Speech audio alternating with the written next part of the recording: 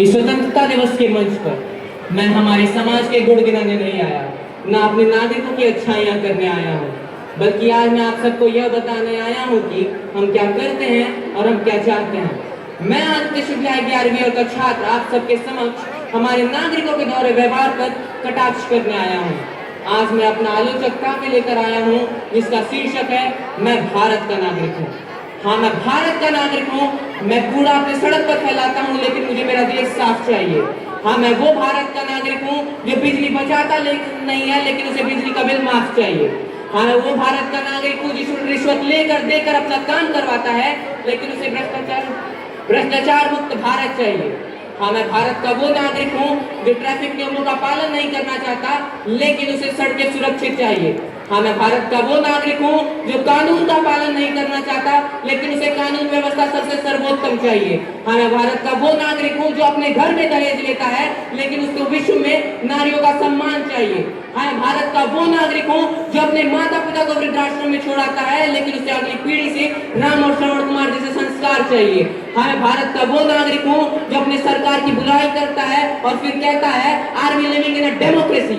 हाँ, मैं भारत का वो नागरिक हूँ जो एक गिरे की मदद नहीं करना चाहता, लेकिन अगर वो गिर जाए तो उसे उस सड़क पर पूरा अस्पताल चाहिए। हाँ, मैं भारत का वो नागरिक हूँ जो 15 अगस्त और 26 जनवरी के बाद झंडे का सम्मान भूल जाता है, लेकिन उसे विश्व में हर आदमी से हरदम झंडे का सम्मान चाहिए। हाँ, मैं भारत का वो नागरिक हूँ जो चिंता भर बदलने की कोशिश नहीं करना चाहता, लेकिन उसे रातों रात बदला हुआ महान भारत चाहिए। हाँ, मैं भारत का वो नागरिक हूँ हाँ, मैं भारत का वो नागरिक हूँ जो जाति धर्म के नाम पे भेदभाव करता है, लेकिन उसे सरकारी नौकरियों में आरक्षण चाहिए। हाँ, मैं भारत का वो नागरिक हूँ जो जाति धर्म के नाम पे वोट देता है, लेकिन उसे सरकारें निष्पक्ष चाहिए। और हाँ, मैं भारत का वो छात्र हूँ हाँ, मैं भारत का वो छात्र हूँ जो अपने माता पिता की पसीने की कमाई को रीस में उड़ा देता है और उसके बाद उसको परीक्षा में 100% अंक चाहिए।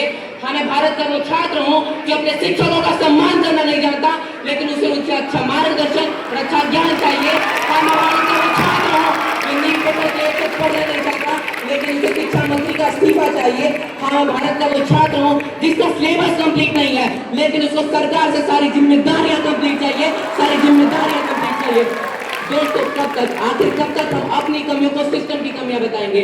आखिर कब तक अपनी फैलाई गंदगी की सफाई सिस्टम से मांगेंगे? याद रखिए, देश नारों से नहीं बल्कि संस्कारों से बदलता है। देश शिकायतों से नहीं बल्कि जिम्मेदारियों से बदलता है।